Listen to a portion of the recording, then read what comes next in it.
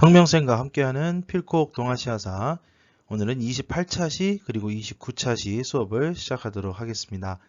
네, 안녕하세요. 네, 지난 시간에 우리는 그 동아시아 국가들 간의 교역에 대해서 이야기를 했습니다. 이제 오늘은 유럽 세력이 동아시아에 진출하고 그다음에 새로운 항로가 개척이 되고 교역망의 범위가 전 세계로 이제 확장이 되면서 당시 이제 교역의 매개 수단이었던 은의 유통이 활발해지는 과정을 하나하나 살펴볼 예정입니다. 지금이야 교통이나 통신이 많이 발달하게 되면서 전 세계가 여러 가지 이제 문화 자원들을 좀 공유를 하고 쉽게 접할 수가 있어서 요즘에 미국에서도 BTS 음악을 듣고 좋아할 수도 있고 여러 가지 이제 영상 같은 것들을 넷플릭스 같은 이런 플랫폼을 활용해 가지고 외국 영화나 이런 드라마 같은 것들을 쉽게 볼 수 있지만 우리가 지금 배우고 있는 16세기에서 18세기 요때는 지금 그럴 수가 없잖아요. 그렇지만 동양에서 이제 유행하던 차 문화가 유럽에서 이제 유행을 하고 그다음에 서양의 신식 문물이 아시아로 전래되어 와서 사용되는데 이런 데는 이제 무역이라든가 교역의 역할이 이제 매우 컸을 겁니다. 그래서 이제 우리가 이제 오늘 배울 부분이 교과서로는 이제 102쪽이 되겠는데요. 우리 이제 화면에서 이제 지도가 보이죠? 이제 지도를 좀 보시면은 유럽의 여러 나라가 이제 신항로를 개척을 합니다. 이것은 모두 이제 그 아시아와 교역을 하기 위해서 유럽에서 이제 항로를 개척하기 시작한 거예요. 영국이나 네덜란드, 그다음에 포르투갈 이런 나라들이 에스파냐 같은 나라들이 있는데 그 중에서 이제 영국, 네덜란드, 포르투갈 이 세 나라는 아프리카를 뺑 돌아가지고 인도를 거쳐서 동아시아로 진출하는 반면에 에스파냐는 신대륙을 거쳐서 태평양을 지나서 오죠. 여러분 잘 알다시피 콜럼버스가 에스파냐 정부의 지원을 받아서 이제 배를 타고 서쪽으로 해서 인도를 도착하겠다라는 이제 목표로 출발하잖아요. 그러면서 뜻하지 않게 신대륙을 발견을 하게 되는데 그것들을 통해서 이제 태평양을 지나가지고 이제 아시아로 좀 길게 오게 되는 거죠. 이제 지도를 보시다시피 이제 교역의 범위가 이제 전 세계로 이제 넓어지게 됐죠. 자, 그러면 이제 유럽 상인들이 이제 동아시아에 진출했던 과정이나 내용 같은 것들을 우리 학습 목표를 통해서 자세히 알아보도록 하겠습니다. 네, 학습 목표 한번 보도록 합시다.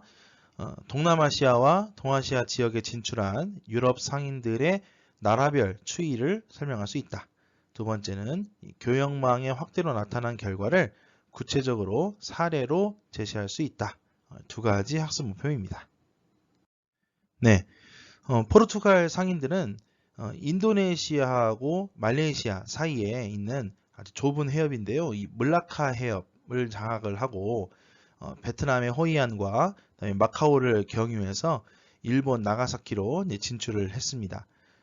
이 포르투갈 상인들은요, 이 조총, 화약, 그다음에 명나라에서 생산된 생사나 비단 이런 것들을 일본에 팔고요.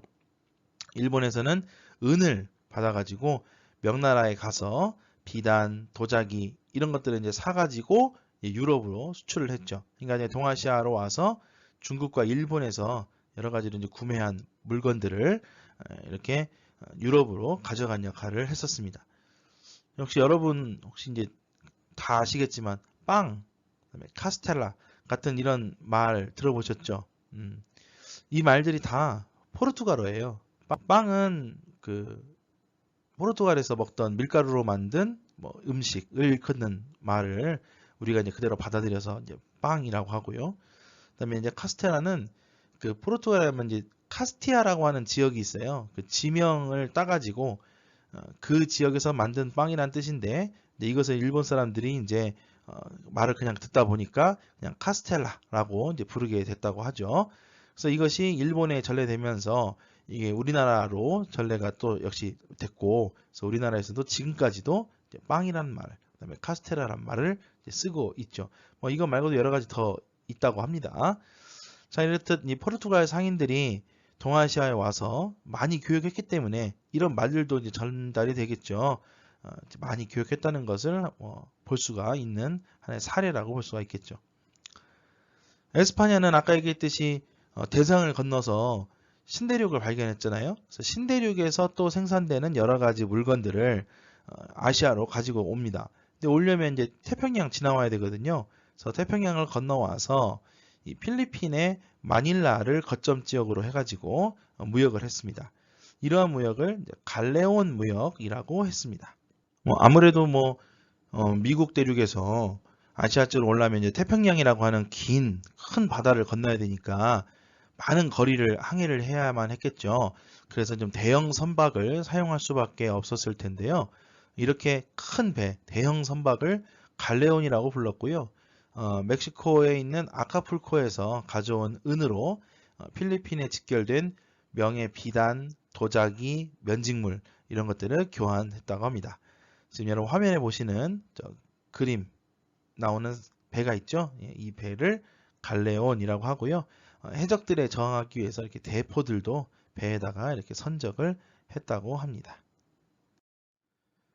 네, 네덜란드는요, 인도네시아에 있는 이 말루쿠 제도라고 하는 곳이 있어요. 섬들이 많이 모여 있는 곳인데 이 지역을 이제 포르투갈로부터 뺐어요.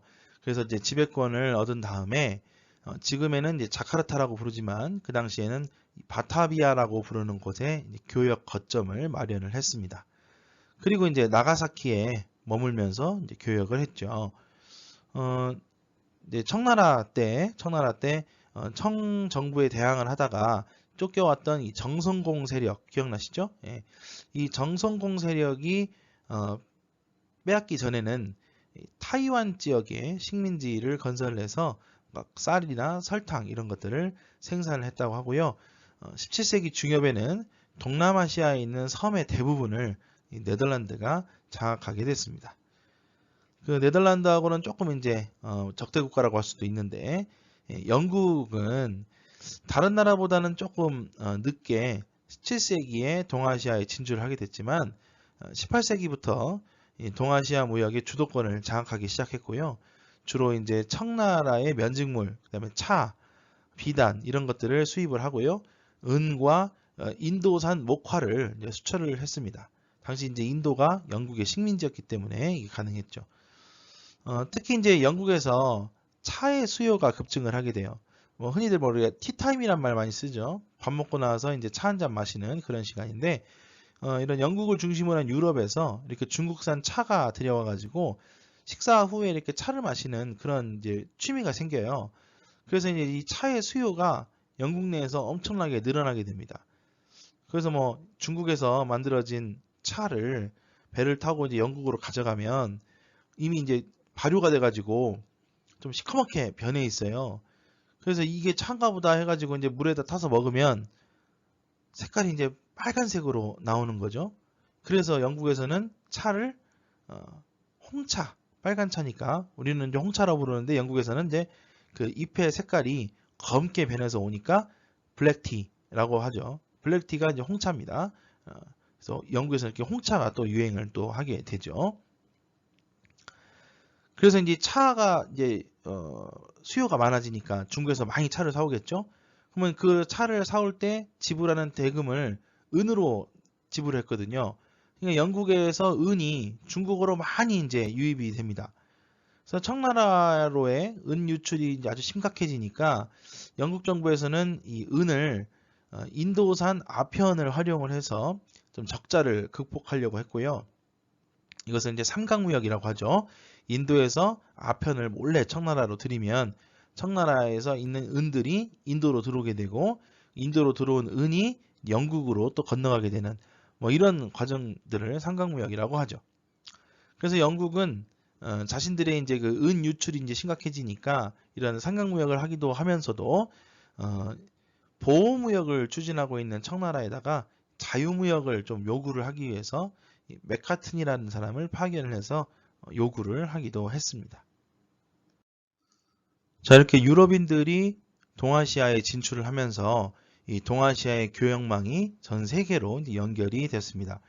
동아시아에서 생산되는 차, 비단, 도자기 이런 것들이 이제 유럽으로 수출이 됐고 아메리카에서 또는 일본에서 아메리카와 일본에서 생산된 은이 중국으로 많이 유입이 됐습니다. 뭐 중국이 워낙에 수출을 많이 하는 나라니까 은이 많이 들어올 수밖에 없겠죠. 그리고 이제 아메리카에서 이제 감자, 고구마, 옥수수 이런 것들이 이제 동아시아의 전례가 됐고요. 중국과 일본의 도자기가 유럽으로 많이 이제 수출이 됩니다. 그래서 이제 유럽에서는 이런 도자기 수요를 좀 채우기 위해서 도자기 복제 기술이 발달을 하게 된다고 합니다.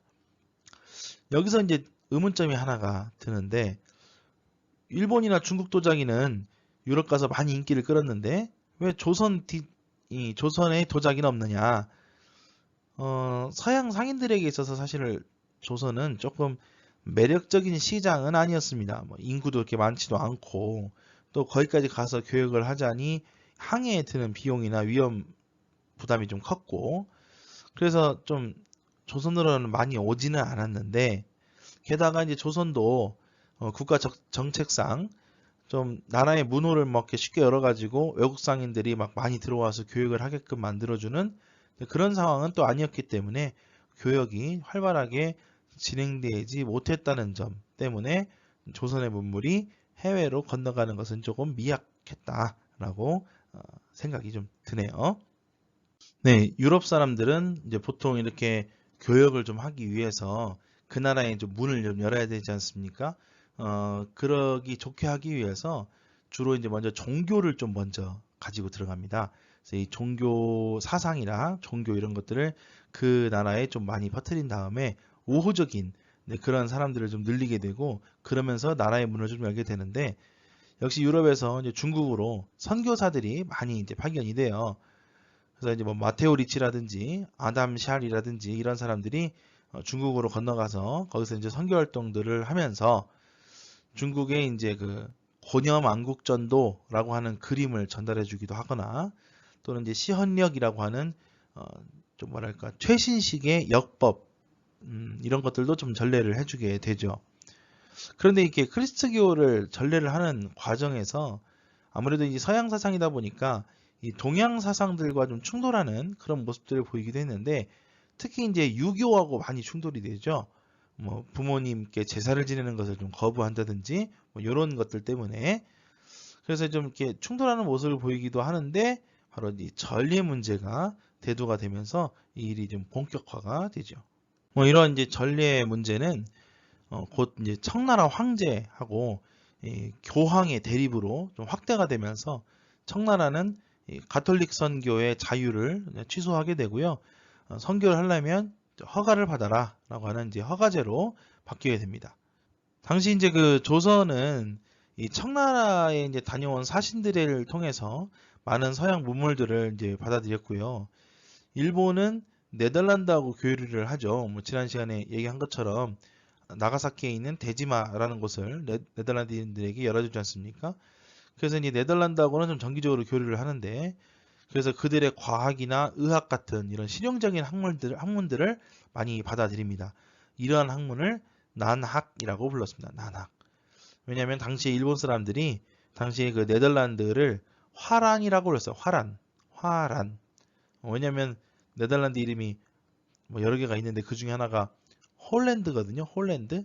근데 그 홀랜드를 읽을 때 화란이라고 이렇게 들었던 모양이에요. 그래서 네덜란드를 화란이라고 불렀고 화란의 학문이다. 그래서 난학 이렇게 이야기를 했습니다. 네, 이제 29차 시로 가죠. 이렇게 확대된 교역망, 이렇게 국제적으로 또 교역을 하는 그런 과정에서 매개 수단으로 사용됐던 것이 바로 은이라고 아까 말씀드렸습니다. 그래서 은은 동아시아의 교역이 활성화되면서 국제 통화로서 활발히 유통이 됐어요. 일본과 아메리카에서 생산된 은이 교역에 주로 이제 사용이 됐고요. 결국에는 이제 명, 청 같은 이제 중국에 유입이 됐습니다. 그것은 중국이 워낙 수출품이 많은 데다가 은의 가치가 유럽보다 훨씬 높았기 때문이에요. 그러니까 유럽에서 쓰이는 은의 가치보다 중국에서 쓰이는 은의 가치가 높았기 때문에 서양 상인들은 서양에서 은을 가지고 와가지고 중국에다 팔면 훨씬 더 많은 양을 이익을 얻을 수가 있었던 거죠. 자, 그래서 29차 시에서는 은의 유통에 대해서 좀 자세히 알아보겠습니다. 교과서는 106쪽입니다. 학습 목표를 함께 봅시다. 명청대 은본위 경제체제가 확립된 국내외 배경을 이해한다. 두 번째, 조선과 일본에서 이루어진 은의 생산과 유통 양상을 설명할 수 있다. 세 번째, 아메리카 대륙의 은이 동아시아로 유입되는 경로를 설명할 수 있다. 세 가지 학습 목표입니다. 아까 얘기했듯이 은은 중국으로 많이 유입됐습니다. 무역이 확대가 됐고요. 명나라 때 이제 사용됐던 이 보초라고 하는 지폐가 있습니다. 이것이 이제 남발이 돼요. 막 만들어지게 되거든요. 그러면서 이제 보초의 가치는 좀 떨어지게 되고, 그래서 이제 강남 지방을 중심으로 해서 민간에서는 은을 가진 거래가 더욱 확대가 됐습니다. 또 이제 그 상품 경제가 발달하고 은 경제가 이제 발달하면서 세금의 항목이나 이런 종류가 많이 증가를 했는데요. 그래서 이제 명나라는 조세와 요역이라고 하는 항목을 통합을 해버립니다. 그러면서 이제 이것을 이제 토지 면적하고 장정수로 이제 나눠가지고 이제 은으로 납부를 하겠는데, 이거를 일조 편법이라고 합니다. 일조 편법. 그러니까 세금을 토지세하고 정세, 그러니까 즉 인구세로만 두 개로만 딱 나눠버린 것이죠. 근데 이제 더 나아가서 청나라 때는 이런 인구세, 즉 정세를 지세, 토지세죠. 토지세에 포함을 시켜서 이제 은으로 세금을 내게 했습니다. 이러한 제도를 지정은제라고 하는데요. 이제 세금을 이제 은으로 내다 보니까 민간에서도 은의 수요가 많이 이제 늘어나게 되고요. 16세기 이후에는 서양에서 사용됐던 규격화된 은화도 유입이 돼서 유통이 되었다고 합니다.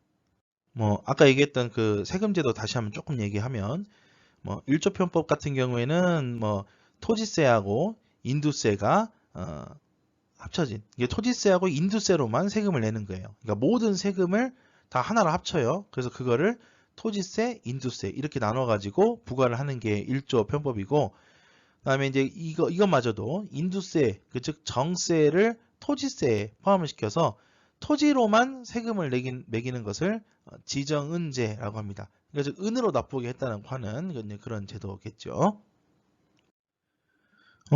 처음에 조선에서는 그렇게 은이 많이 사용되지는 않았습니다. 그래서 은광을 적극적으로 개발하지도 않았고요. 그러다가 이제 16세기 초에 단천에 있는 은광이 개발이 되면서 은 생산량이 조금 늘어나긴 했는데요. 주로 이제 사치품의 수요가 또 오히려 증가하게 되면서 은은 부족해졌고, 16세기 중엽 이후에는 무역을 통해서 일본에서 생산된 은이 많이 유입이 됐지만, 이 또한 역시 중국으로 빠져나가게 되면서 은의 부족 현상은 계속되게 됩니다.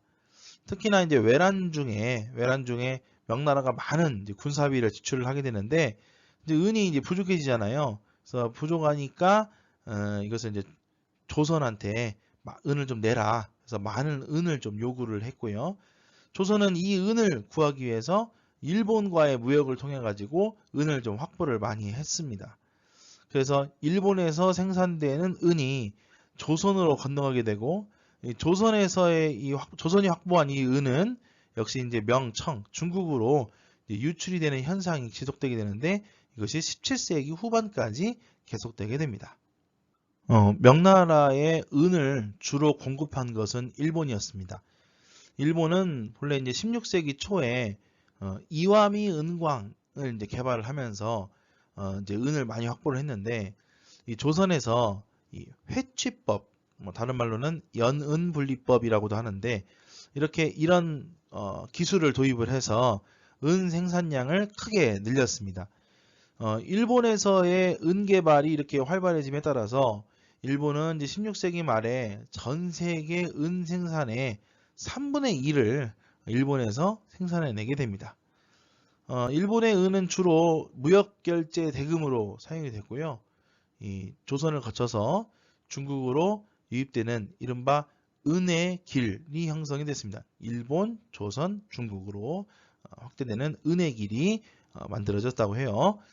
그러다가 이제 17세기 이후가 되면 일본에서도 이렇게 은 생산량이 조금 감소되면서 일본 정부는 무역량을 조금 제한을 해요. 은이 많이 유출되는 것을 제한을 하고, 조선에서 많이 수입해왔던 인삼을 이제 국산화시키는 데 노력하는 등의 은의 해외 유출을 통제를 하게 됩니다. 네, 아까 일본이 조선으로부터 이 회취법이라고 하는 기술을 받아들여 가지고 은을 생산했다고 하는데, 여러분 일기한 생각해 보면 은을 어떻게 캡니까? 라고 하면 돌에 이렇게 은덩이가 있는 거 아니냐, 이런 생각을 할 테지만, 사실은 여러 이제 광물들이 섞여 있는 그런 돌덩어리에서 은만 빼야 됩니다. 은이 이제 중간중간에 껴 있으니까요. 그래서 은을 이제 분리해내는 기술이 바로 이 회취법 되겠습니다. 한번 봅시다. 조선왕조실록 연산군 일기에 쓰여져 있는 내용인데요. 양인 김감불과 장례원의 종 김검동이 납으로 은을 불리어 바치면서 아뢰기를 이라고 시작하죠. 납 한 근으로 은 두 돈을 불릴 수 있는데, 납은 우리나라에서 나는 것이니 은을 넉넉히 쓸 수 있게 됐다. 불리는 법은 무쇠 화로나 남비 안에서 매운 재를 둘러놓고 납을 조각조각 끊어서 그 안에 채운 다음에 깨진 질그릇으로 사방을 덮는다. 그리고 나서 수출 위아래로 피워서 이제 높인다. 라고 하니까 왕이 전교하기를 그러면 시험해봐라. 이렇게 했다고 하죠. 이게 이제 회취법입니다. 네, 이런 방식을 이제 활용을 해서 일본에서도 이런 회치법을 받아들여 가지고 아래 이제 그림으로 보시다시피 똑같이 은을 분리내는 기술을 이제 확보를 하게 됩니다. 네, 16세기 중엽에는 이 아메리카의 은 생산이 늘어나게 됩니다. 북아메리카에 있는 멕시코 은산, 그리고 남아메리카에 있는 이 포토시 은산에서 생산된 은이 이 아카풀고 항을 통해서 갈레온 무역이라든지 또는 이제 포르투갈 상인, 네덜란드에 있는 동인도 회사 등을 통해서 동아시아로 이제 유입이 됐습니다. 그림 보시다시피 이렇게 여러 갈레온 무역을 통해서 이렇게 중국으로 들어오고 있는 것을 볼 수가 있죠. 네, 오늘은 동아시아의 교역망의 확대와 은의 유통에 대해서 알아봤습니다. 우리 다음 시간에는 농업 생산력의 발달과 인구 증가에 대해서 알아보겠습니다. 모두 고생하셨고요. 우리는 다음 주 화요일에 학교에서 얼굴 보고 오프라인으로 만납시다. 안녕.